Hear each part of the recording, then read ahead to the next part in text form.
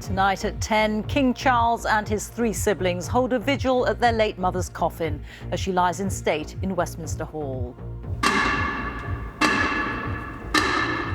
They stood in silence as members of the public filed past to pay their own respects. Thousands queued to see the Queen, including the former England captain David Beckham. Everyone was moved by their experience. I wouldn't have missed it for the world. Fantastic. I've never been so humbled. I don't really have the words to describe how I feel. She is the only Queen I've ever known. And this is the scene right now, with people continuing to queue despite an onset of colder weather tonight and waiting times of almost 20 hours.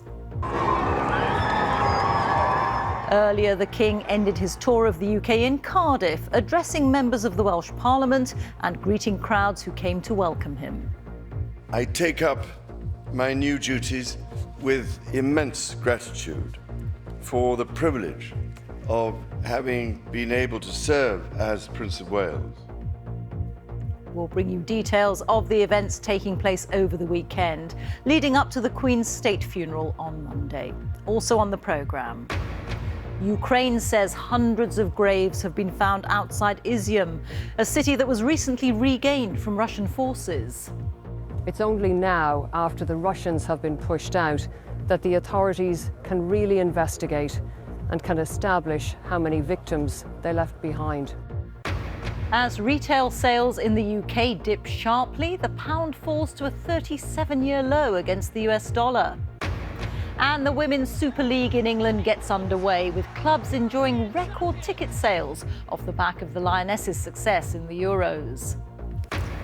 And stay with us here on BBC News, where we will bring you continuing coverage of events plus analysis from our team of correspondents in the UK and around the world.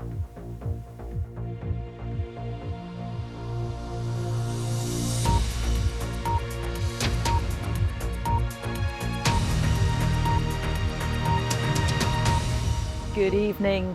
The Queen's 4 children, led by King Charles, have held a vigil at Westminster Hall, standing in silence around their late mother's coffin, while members of the public filed past quietly to pay their respects.